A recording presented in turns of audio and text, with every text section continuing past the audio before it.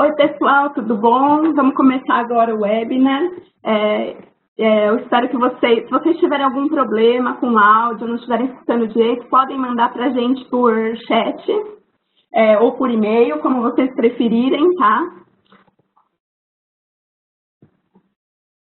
Então, eu começo me apresentando. Eu sou a Ingrid, sou gerente de BI da Polis. A Polis é uma empresa especializada em Social CRM, representante oficial da ferramenta NetBase no Brasil. E eu trabalho há 5 anos com monitoramento e Social CRM, anos de muita diversão, né? E com muita emoção aqui, né? E eu estou aqui com o Thiago, que também vai se apresentar para vocês. Oi, pessoal. Boa tarde, tudo bom? Queria agradecer a participação de vocês, a presença de vocês. Também queria agradecer a Ingrid e a equipe da Polis em me convidar aqui para falar um pouquinho sobre conteúdo. Eu sou fundador da 1 mais 1 maior que 2, que é uma agência de marketing digital, e nos últimos anos a gente tem se especializado bastante nessa questão do conteúdo e marketing de conteúdo, e a gente percebe que deixou de ser uma coisa interessante para as empresas e se tornou uma necessidade, né? E é também uma coisa que as empresas, em geral, têm muita dificuldade em operacionalizar, em implementar estratégias de conteúdo. É uma coisa que parece simples, mas na prática, na hora de colocar a mão na massa, não é tão simples, né? Então, vou depois falar um pouquinho mais de alguns desafios, alguns conceitos sobre marketing de conteúdo. E aí, pessoal, a gente vai fazer uma apresentação, é mais um bate-papo, né, bem informal aqui, e a gente vai deixar para vocês fazerem as perguntas para o final, porque daí a gente consegue se organizar melhor. Então, no meio do caminho, se vocês tiverem alguma dúvida, vocês podem ir anotando para deixar para o final para perguntar para a gente, tá? O que a gente vai falar hoje para vocês? Então, quais são as expectativas do consumidor em relação às mídias sociais, o papel do conteúdo de marketing no mundo moderno, tipos de conteúdo e a sua importância na estratégia. Vamos mostrar também alguns cases de sucesso e aí depois a gente deixa aberto para perguntas e respostas para vocês. Então, eu começo com uma parte bem filosófica, na verdade, né? Bem em relação ao mundo que a gente vive hoje. Com o advento das redes sociais, o que aconteceu foi que as empresas ficaram muito mais próximas do consumidor. Isso é muito interessante, porque você consegue ter uma troca de informação muito mais rápida com o seu consumidor. E para o consumidor, a mesma coisa. Então, ele consegue dar uma sugestão muito mais rápido, estar muito mais próximo de uma marca que ele ama, né, declarar o amor dele para uma marca que ele ama. Também, e aí tem a parte, né, que a gente não gosta tanto, né, mas é a parte de críticas, que também facilitou muito mais esse fluxo. Porém, o que a gente vê no mercado é isso que a gente tem na imagem. Ainda tem um vidro que distancia empresa de consumidor, de prospecto, de internauta. E aí vocês podem me dizer, mas será que o consumidor quer essa proximidade? E aí eu respondo com uma pesquisa. Na verdade, eles querem sim essa aproximação. 87% das pessoas em 12 países, entre elas o Brasil, buscam uma interação significativa com a marca. E detalhe, só 17% acredita que a marca faz isso corretamente. Então, é assustador o dado, ainda precisa melhorar muito. Além disso, 70% dos consumidores acham que a marca só tem desejos egocêntricos para aumentar o lucro, o que a gente não quer que ninguém pense da gente, né? E aí você pode me dizer, mas será que a marca quer essa aproximação? Então, foi feita uma pesquisa com CMOs de empresa e o que a gente percebeu é que o foco número 1 e 2 das marcas, o primeiro é gerenciar a reputação de marca e o segundo, aumentar o envolvimento com os consumidores. Então, está aí de novo a questão do envolvimento. Além disso, entre outros focos, a gente tem outros que envolvem monitoramento também, como ampliar a coleta e análise de dados e ampliar a geração de insights. 67% se preocupa com isso. Então, quer dizer, é um interesse de todo mundo e tem a ver com o contexto que a gente está inserido, né? E aí, o que a gente vai tentar mostrar para vocês aqui é como algumas ideias e insights e de como a gente pode fazer isso de uma maneira mais assertiva, tá? Então, como eu aumento esse envolvimento com o meu consumidor? Então, a Cíntia, que é uma pessoa que trabalha no Facebook, né, que é uma rede que a maioria das empresas usa como canal de conteúdo com o seu consumidor, ela diz que uma pessoa compartilha algo para delinear a sua personalidade. Então, quando você cria um conteúdo, é sempre legal pensar, será que meu target, como pessoa, replicaria isso? Tem a ver com a personalidade dela, com o que ela quer falar para os amigos dela? Tá? As redes sociais, elas são um ambiente de relacionamento entre as pessoas e a marca. Então, ele é um ambiente para você contar histórias, né? As pessoas sempre estiveram acostumadas a ouvir histórias e é um formato de comunicação que elas gostam, né?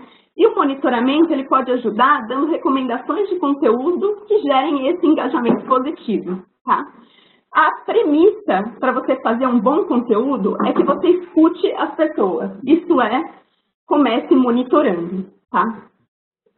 Agora o Thiago vai falar um pouquinho do contexto de marketing de conteúdo. Legal, gente.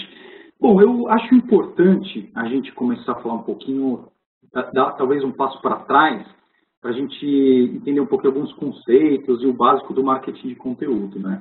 Então, hoje em dia é uma coisa bem familiarizada, todo mundo já sabe, mas a gente vê que ainda gera alguma confusão no público em geral e até em algumas marcas e algumas agências, né?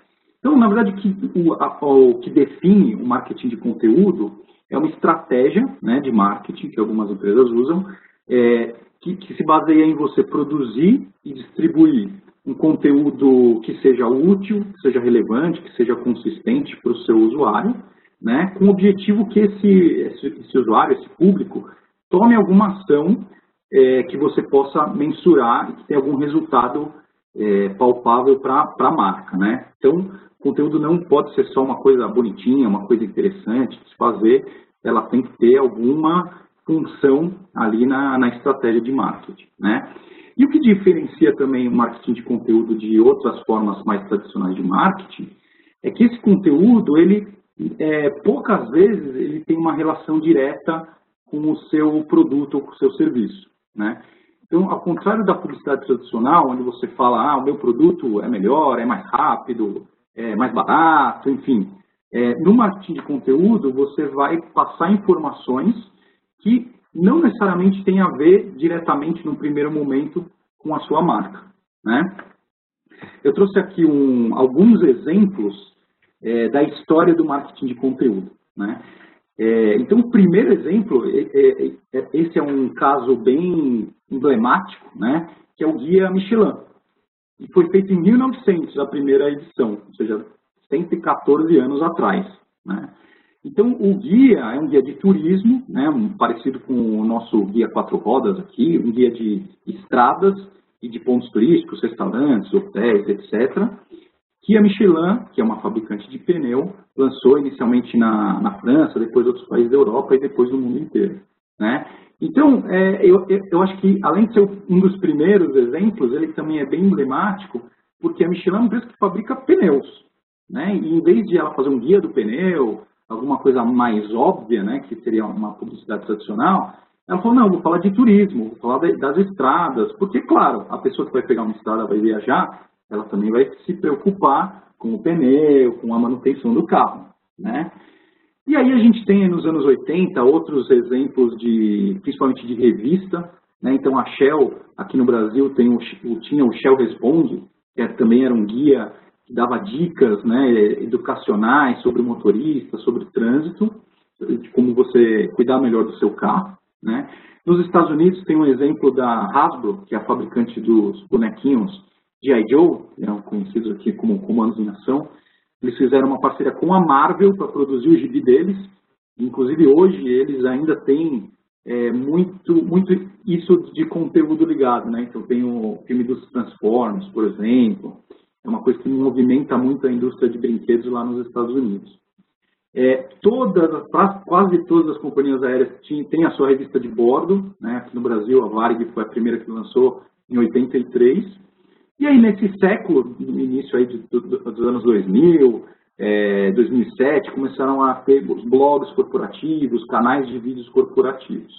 Né? Então, enfim, apenas alguns exemplos aí para a gente entender um pouquinho como começou essa história do marketing de conteúdo. E aí, se não é uma coisa tão nova, se a gente está falando coisas aí do começo do século passado, por que a gente voltou a falar tanto de conteúdo? Né? O que mudou para isso voltar a entrar em evidência? Bom, obviamente, a internet. Né? E ela mudou o mundo, né, e principalmente o marketing, de duas formas. Uma, porque ela reduziu muito a barreira de você criar esse conteúdo. Né? Então, como a gente viu nos primeiros exemplos, era difícil você criar um conteúdo, você tinha que produzir uma revista, por exemplo. Então, tinha que ter jornalistas, imagens, gráficos, ilustradores, gráficas. Era um custo incrível de você produzir uma revista. Hoje em dia, qualquer um pode criar um blog, qualquer um pode criar uma página no Facebook. Então, o custo de você produzir esse conteúdo deixou de ser uma desculpa. Né? E o outro motivo que a internet mudou esse cenário é que os clientes estão lá pesquisando. Né? Então, hoje aí que tem diversas estatísticas que mostram que mais ou menos 2/3 do processo de compra é realizado antes que o consumidor tenha um contato com alguém de vendas ali, ou com a empresa, ou vá numa loja, né, no varejo. Então, hoje, quando alguém vai comprar praticamente qualquer produto, qualquer serviço, você entra na internet antes, busca, ou busca nas redes sociais, conversa com os amigos, vê reviews, sites de reviews, etc. Né? Reclame aqui, enfim. Isso quer dizer que se as empresas não estiverem fazendo parte desses 2/3 do processo, elas estão perdendo uma grande oportunidade, porque o cliente está lá e provavelmente os concorrentes estão lá. Né? Então, o conteúdo deixou, como eu falei no começo, aí, deixou de ser uma coisa interessante para ser algo praticamente obrigatório. Tá? Tem dois exemplos modernos que eu vou passar rápido aqui, que são exemplos que com certeza vocês conhecem.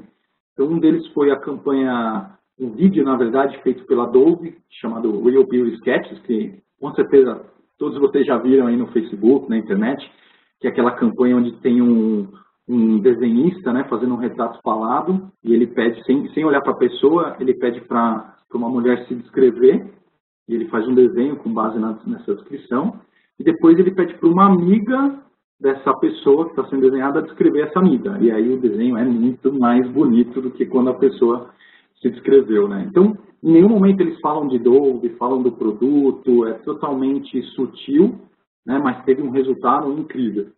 E o outro que é a Red Bull é a líder em marketing de conteúdo. Hoje em dia eles são mais uma empresa de conteúdo do que de energético, né, do que de bebidas. E uma das ações que eles fizeram foi de mandar uma pessoa para a estratosfera para saltar, né, e quebrou uma série de recordes do salto mais alto, maior velocidade, enfim. Isso também repercutiu muito, provavelmente, bom, com certeza vocês viram esse vídeo ou já ouviram falar dessa campanha. Né? E aí, voltando um pouquinho para o tema aqui de hoje, né, que é como monitorar as redes sociais podem ajudar nessa produção de conteúdo, um conceito bem legal que quem desenvolveu e divulgou isso foi o YouTube. Né? Eles criaram um manual para os usuários, né, para as pessoas que estão criando vídeo, mas ele pode ser usado não só para vídeo, mas para praticamente qualquer conteúdo. Né? Então, ele dividiu os conteúdos em 3 tipos, né, que eles chamam de Hygiene, em inglês, Hub e Hero. Aqui eu dei um nome que faz um pouco mais sentido para a gente. Né? Então, um deles, que eu chamei de pílulas, aí, são aqueles conteúdos simples de criar. Né? E, basicamente, a fonte desses conteúdos pode ser tópicos, assuntos que as pessoas buscam frequentemente. Né? Buscam no YouTube, nas redes sociais, no Google, enfim. E esse tipo de conteúdo, por ser mais simples, é legal que você, na hora de criar estratégia de conteúdo, de criar uma agenda, né, de conteúdo, você crie diversos desses conteúdos ao longo de todo o ano. Né? Outro tipo de conteúdo que é mais estratégico, que o YouTube chama de Hub, que é um conteúdo que, na verdade, é estratégico para você, empresa. Né? Você quer que as pessoas conheçam e associem a sua marca, o seu produto com esse tipo de conteúdo. Geralmente são conteúdos mais difíceis, porque as pessoas não buscam tanto. Né? Então é um pouco mais difícil é que as pessoas busquem e também provavelmente tem outros concorrentes também querendo ficar bem posicionados nesse tipo de conteúdo, né? Então, geralmente, a estratégia aí é você desenvolver, aprofundar mais o conteúdo, fazer um conteúdo mais produzido, com mais qualidade, o que demanda mais tempo e custos, né? Então, a ideia aí, a recomendação do YouTube é você criar menos conteúdos e salpicar ele aí na sua agenda, no seu cronograma. Então, por exemplo, uma vez por trimestre, uma vez a cada 2 meses. E o terceiro tipo de conteúdo, que é o Hero, é aquele conteúdo especial, geralmente são grandes iniciativas, né, com o objetivo de que um público maior chegue até você, te conheça, né, gerar um pouco de awareness também. E geralmente esses conteúdos são mais caros, mais difíceis de serem produzidos. Então, a recomendação é que você crie pelo menos uma vez por ano, ou 2 anos, ou se você tiver uma verba interessante, até 3 vezes por ano. Né? Mas é muito difícil que você faça sempre esse tipo de conteúdo, até porque se você faz sempre, deixa de ser especial. Né? E aí eu vou voltar para a Ingrid, que vai contar um pouco de como a gente pode criar isso na estratégia. Como o Thiago falou muito bem aqui, a gente tem o que é o tipo de conteúdo e a gente tem o timing do conteúdo, que são coisas diferentes, né? A gente tem aquilo que a gente chama de conteúdo planejado, e se vocês fazem conteúdo, vocês já estão bastante acostumados, aquele calendário bonitinho que a gente faz todo mês, para saber as datas especiais. Aí você tem que ter muito cuidado para escolher direitinho qual data especial tem a ver com a sua marca. É bem importante esse conteúdo planejado, tá? E a gente tem o conteúdo real time, que é o que a gente vê um pouco menos, mas normalmente é o que dá resultado mais positivo, tá? Ambos, eles têm o apoio do monitoramento. O que a empresa precisa para ter cada um? Então, para o conteúdo planejado, você precisa de um monitoramento contínuo, então verificar o buzz o tempo inteiro e verificar qual conteúdo está dando mais certo, qual está dando mais errado, qual público está aceitando mais, estudar o que gera engajamento mais ou menos positivo e ter uma tecnologia boa que organize e gerencie os múltiplos conteúdos que você vai ter. Porque provavelmente você não vai ter só um Facebook, você vai ter um Pinterest, você vai ter um Instagram, então você precisa ter uma tecnologia que organize tudo que você vai fazer nas redes sociais. Tá? Agora, para o conteúdo real time, que é aquele que mais assusta a gente, né? O que a gente precisa? Então, você precisa ter um monitoramento rápido e real time. Isso a tecnologia vai ter que suportar 100% aí, tá? Além disso, você vai ter que ter um time preparado para captação de dados, então gente boa, que sabe olhar dados rápidos. E acho que o mais difícil é ser flexível e adaptável.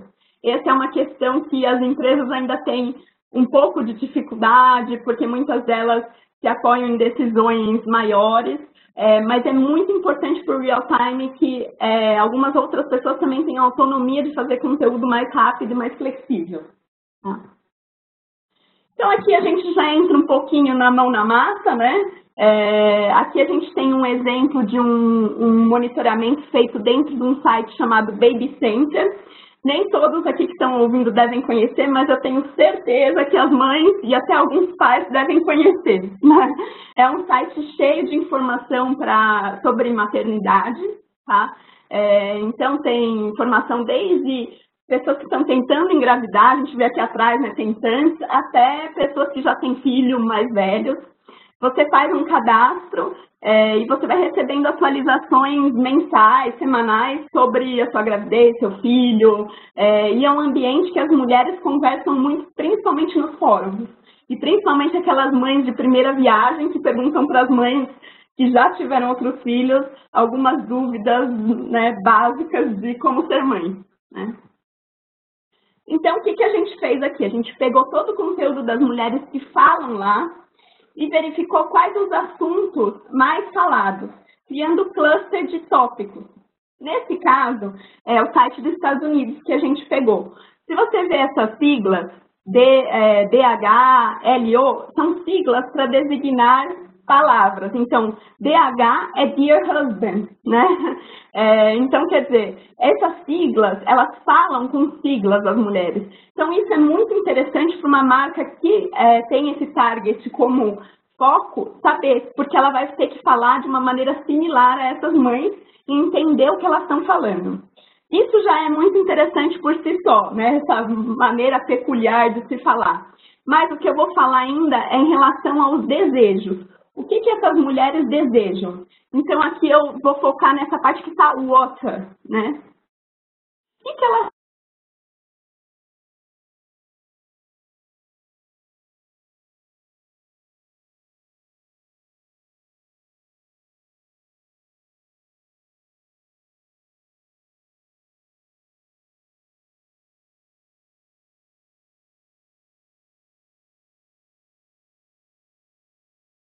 ela pode colocar conteúdo a respeito de como a bolsa vai ser estourada, né? O que ela sente, pode colocar diversos conteúdos explicativos, tá?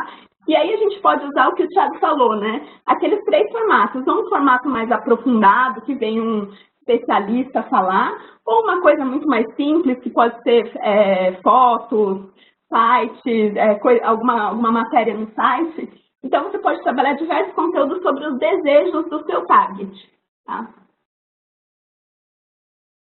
Aqui um pouquinho de conteúdo real time, tá? Porque o conteúdo que eu falei anteriormente, ele pode ser tanto planejado quanto real time, né? Se você perceber que está surgindo um desejo inesperado agora, você coloca como real time, senão se você já conhece o seu buzz, você coloca no meio do seu planejamento. Nesse caso aqui é um conteúdo real time, então a gente monitorou o Dia das Crianças. O que a gente reparou? Que as pessoas estavam falando muito do Pokémon e Dragon Ball Z. Como que a empresa pode se aproveitar disso, né? Se ela tem produtos que tenham esses personagens, ela pode fazer promoções sobre esse produto, fazer conteúdo real time sobre esse produto. Então ela adapta o planejado dela para jogar conforme as pessoas estão falando. E aí, depois que você tem os conteúdos montados, é importantíssimo que você faça um monitoramento deles para saber quais deles estão bacana e quais deles não estão muito bacanas, tá? Então, eu coloquei aqui a página do Luciano Huck, né? Aquela bem famosa, não é a Ajuda Luciano, é a normal, né? E a gente tem uma matriz aqui, para vocês entenderem como funciona essa matriz, que é feita de maneira automática pelo NetBase. O tamanho da bolinha é o volume de menções e engajamento que o post teve, tá? A parte de cima é a parte de amor. Então, ou as pessoas gostaram ou elas amaram o seu conteúdo. E a parte de baixo é a parte de ódio. Ou elas não gostaram ou elas odiaram. À esquerda, olhando para a tela, né, a gente tem as pessoas que gostaram, mas não foram tão apaixonadas. E à direita, a gente tem as paixões fortes, então amor, ódio. A gente vê que o Luciano Huck deve ser muito amado, porque todos os conteúdos dele estão acima da linha do negativo, tá? E o que a gente consegue reparar? Esse conteúdo que está um chai com bolacha ao cair da tarde foi muito amado, né? E a gente tem aqui um agradecimento em vídeo pela companhia, que além de ser muito amado, gerou muito engajamento. Então, como que a marca pode se aproveitar disso? Se o Luciano Huck fosse uma marca, ele falaria muito mais de chai com bolachas, né? Ele tenderia para esse lado, tá? Agora eu vou mostrar para vocês, a gente está semana de Black Friday, não sei se vocês já estão preparados, né, para isso. Espero que sim, para comprar bastante. Eu vou mostrar para vocês o pulse que a gente está monitorando real time sobre o termo do Black Friday. Pessoal, aqui eu Thiago, só para complementar, a gente vai mostrar uma tela aqui, né, do navegador. Se vocês não virem, por algum motivo, deve demorar um pouquinho para carregar isso. Se vocês não virem, tiver algum problema, avisa a gente aqui pelo chat que a gente espera um pouquinho até carregar. Legal, acho que... Então, pessoal, aqui a gente tem um monitoramento real time dos termos Black Friday, hashtag Black Friday, Black Fraud, um monte de coisa que a gente acreditou que falasse do Black Friday, tá? Então, a gente tem aqui o número de menções, e aí o que pode nos trazer de insight? Já no número de menções, a gente consegue ver insight. Aqui mostra o número de menções na última hora. A gente vê que teve um pico aqui à noite. Que interessante, né? Às vezes você planeja todo o seu conteúdo para horário expediente e no final, quem fala à noite. Então, é interessante a gente brincar com isso. Quer falar alguma coisa? Posso? Claro. Não, porque assim, isso às vezes talvez pode dar uma confusão ali, que o pessoal não está vendo em detalhes, mas aquele número de menções que aparece ali, 600 mais ou menos, é na última hora, né? Mas o gráfico é as últimas 24 horas. Então, por isso que a gente viu que teve aumentou bastante o número de menções à noite, né? Isso. Aí a gente tem aqui o número de impressões, que foram as pessoas impactadas por essas menções. Então, a gente tem aqui na última hora, mas ele também mostra uma média, tá? E ele mostra um delta comparado com a média. Então, teve uma diminuição de impressões no último período. Por quê? Porque na última hora teve um aumento bem grande de impressões aqui. Provavelmente saiu alguma matéria bem marcante sobre o tema. A gente tem aqui o Net Sentiment, que é qualificado automaticamente pela ferramenta, ele vai de menos 100 a 100. Então, essa agilidade que eu falei, ela é muito importante para você já ter o sentimento ali qualificado de uma maneira bem assertiva. E você também vê as últimas 24 horas para ver o que houve queda ou não. Aqui a gente tem um Trending Topics só do tema Black Friday. Então, a gente vê que o que tem chamado mais atenção mesmo é a questão do preço, né? Preço, desconto, ofertas, e é onde você vai ter que focar a sua campanha se você trabalha com Black Friday. E a gente tem aqui um mapa que mostra qual é a região que foi mais falada sobre o assunto. A gente vê aqui um pico no Rio de Janeiro, por exemplo. A gente tem aqui o Streaming Pulse. O que ele é? Ele mostra os tweets da última hora. Então, aqui, se tiver algum problema na sua marca, é aqui que você vai ver. Porque mostra os tweets que tiveram maior impressão, tá? Então, que mais pessoas olharam, e os tweets que foram mais retweetados, tá? Então, aqui você também consegue ter uma percepção bem rápida do que está acontecendo com algum segmento ou alguma marca, tá?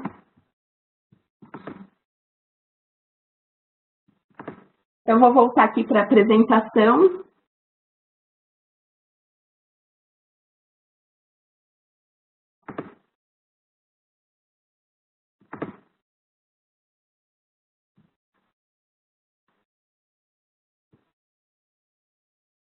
Então, pessoal, agora eu entro numa parte que normalmente é mais divertida, porque a gente fala dos casos de sucesso, tá? Eu vou começar com o T-Mobile, né? A gente sabe que essa questão de mobile é sempre complicada, né? As problemáticas, às vezes, aparecem continuamente. Então, o T-Mobile, ele tem 47 mil consumidores, tá? E investe muito em publicidade.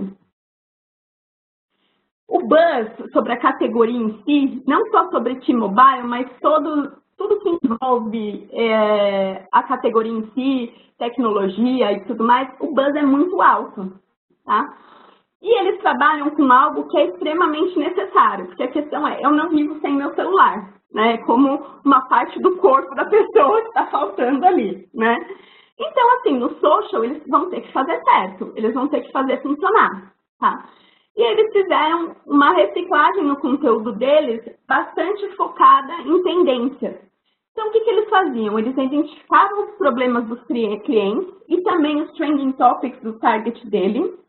Eu mostrei o Pulse para vocês, né? Tem aquela parte de trending. É exatamente isso que eles olhavam continuamente. Eles monitoravam o sentimento do cliente para identificar oportunidades de melhoria.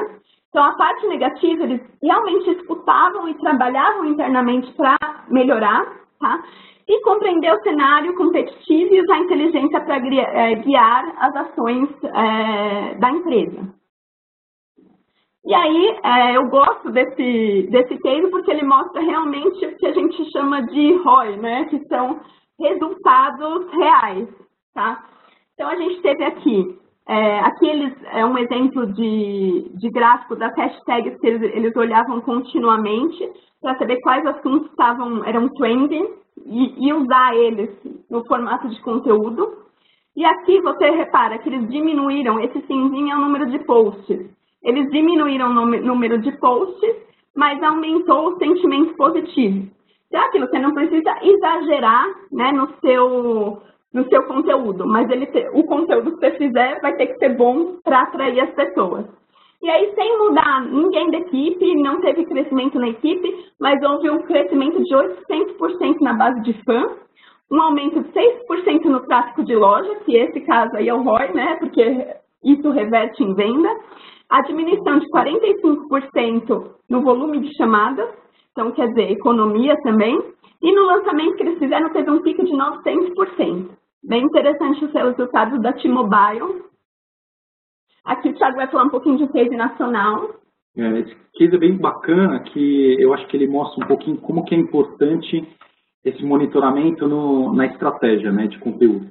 Então, bom, esse foi um post que a Coca-Cola fez no Facebook, que eles acho que resumiram, né, de uma forma visual e associada à marca deles, né, que estava todo mundo falando sobre o Enem, né, no final do ano. O Enem é um dos assuntos muito falados, principalmente pelo público jovem, né, durante todo o ano, mas chega no final do ano dá um pico, evidentemente. E aí a Coca-Cola se aproveitou disso, fez essa sacadinha, né, filmagem em bom gosto. Né? Isso mostra, assim, a gente pensando, lógico que o Enem não foi uma coisa surpresa, né, não foi uma coisa em tempo real. Então eles já estavam analisando, já viram que tinha uma aderência com o público deles, eles falaram, legal, vamos criar um conteúdo, né, que seja interessante, gere engajamento com esse público, né. E esse foi um tipo de conteúdo simples de fazer, né? Que seria o que eu mostrei ali no início, que é tipo uma pílula, né? Uma coisa raidinha, ou seja, você põe coisas simpáticas, gera engajamento, legal. Mas também poderia ter sido outros tipos de conteúdo mais trabalhados, né? Mas, de novo, associado a esse tema do Enem. Tá? E aí o que eu acho também bastante interessante desse case é que você pode falar, mas eu vou falar do Enem, não tem nada a ver com a Coca-Cola. Eles colocaram gabaritando a felicidade. O que a Coca-Cola vende? É felicidade. Então eles agregaram o posicionamento de marca deles em algo que teoricamente não tem a ver, né? Claro que o público é o mesmo, o target é o mesmo, né? Mas a felicidade não está ali no Enem, teoricamente está na Coca-Cola, né? Aqui eu vou falar um case que é um pouquinho diferente da Invisalign, que é um aparelho transparente, né? Então, aqui é um jeito diferente de trabalhar conteúdo. O que a gente pode fazer quando a gente trabalha com influenciadores? Além de todas as maneiras de trabalhar com influenciadores que a gente já conhece e vem trabalhando, por exemplo, chamar as blogueiras que falaram bem da sua marca, para ajudar a gerar conteúdo, né? Ou chamar alguém para fazer conteúdo por um período. Aqui você pode também selecionar as pessoas com maior clout ou maior número de menções que mencionaram positivamente a sua marca. Aí, nesse caso, eles selecionaram alguns tweets que eles acharam que tinha a ver com posicionamento. Então, a pessoa colocou, né?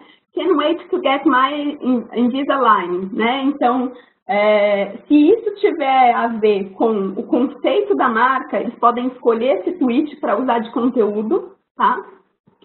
E aí, o que eles fizeram? Eles pediram autorização para a pessoa para promover o tweet dela. Então, isso é bem interessante, porque normalmente você promove um tweet que é seu, né? Você cria o tweet e promove e paga uma mídia para ficar ali. Nesse caso, não. Eles escolheram um tweet espontâneo. Então, isso gera mais afinidade com as outras pessoas, porque normalmente elas acreditam mais quando não é a marca falando, né? Então, e você atinge muita gente com essa promoção de tweets que não é necessariamente seu, mas é sobre você, tá? E as campanhas dessa maneira, elas superam as outras campanhas, tá? Então, aqui, para finalizar, que acho que vocês já estão até cansados de me ouvir, né? O que a gente aprendeu com esse webinar, né? Como fazer o conteúdo de uma maneira mais assertiva usando monitoramento. Então, a gente precisa ouvir o que as pessoas têm a dizer, entender os assuntos mais falados pelo seu público, assim como seus desejos e necessidades, porque a gente vai trabalhar eles no conteúdo, aproveitar-se de temas, dias especiais e trending, se o seu público tem afinidade para gerar conteúdo, e utilizar o conteúdo de fãs e influentes da marca para fazer o seu conteúdo, tá? Aqui um pouquinho da empresa, né? A Polis é especializada em redes sociais, a gente é representante do NetBase no Brasil. Se vocês tiverem mais interesse, pode entrar em contato com a gente, que a gente faz uma demo para vocês aí, tá?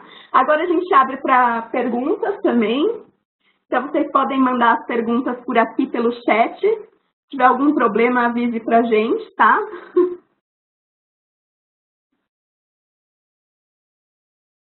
Posso fazer uma pergunta? Sim. Enquanto o pessoal vai pensando aí, pessoal, vou fazer uma pergunta que a gente não tinha combinado. Desculpa aí. Meu Deus. Obrigada, mas é uma pergunta muito difícil. Não, naquele slide que você estava falando ali de como que o monitoramento, né, pode já, ajudar no conteúdo mais planejado ou no real time, né? E aí no real time, você colocou que é muito importante a tecnologia, né, as pessoas, e essa questão de flexibilidade, né, de você reagir rápido. Uma coisa que a gente vivencia, né, e provavelmente o pessoal que está assistindo também, muitas vezes, para você postar alguma coisa, você tem que ter, às vezes, aprovações, né, de mais de um time, mais de uma pessoa. Eu queria que você contasse como superar esse desafio, né, dessa agilidade, assim, tem uma dica, algumas recomendações? Eu acredito que isso é bem difícil. Na verdade, quando a gente falou da empresa ser adaptável e flexível, é exatamente isso que a gente está falando, né? Mas eu acredito que é uma questão educacional. Uma hora eles vão perceber que aquilo dá mais certo e aí, aprendendo, a empresa vai se flexibilizando. Eu não acho que vai ser do dia para a noite, né? Eu acho que vai ser um pouco mais demorado para todo mundo aprender. Legal. Vamos ver, chegaram algumas perguntas aqui. Gostaria de saber se vocês vão disponibilizar a apresentação. Sim, a gente vai disponibilizar sim. A gente manda para vocês todos e também a gravação desse webinar, caso vocês não tenham escutado alguma parte, fiquem tranquilos, tá? Deixa eu ver, a gente tem mais uma pergunta aqui.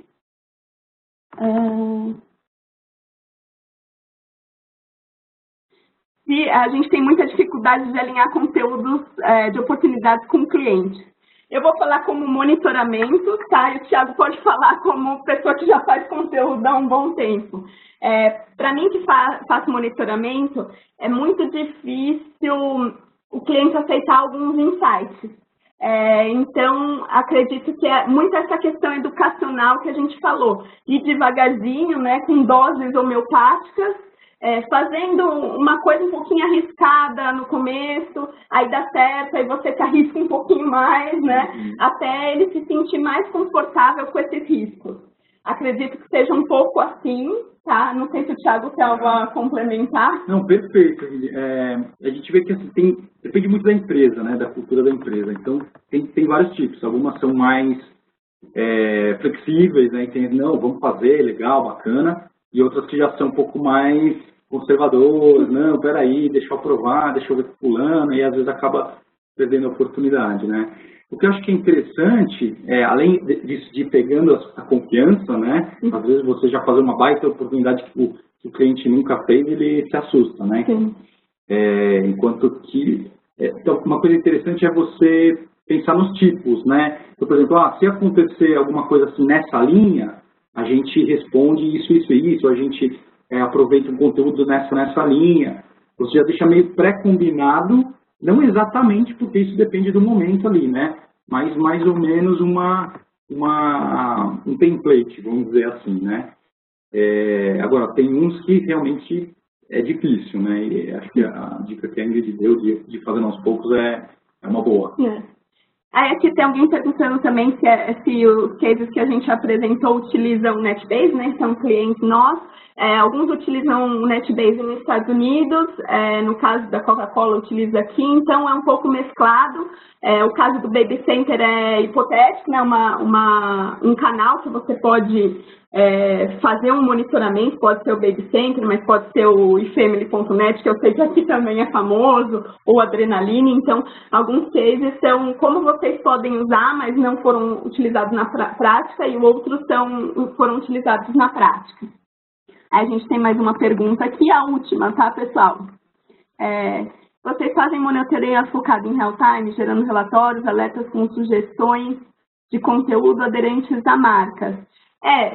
Aquilo que a gente mostrou, por exemplo, do Black Friday, esse é um monitoramento real time.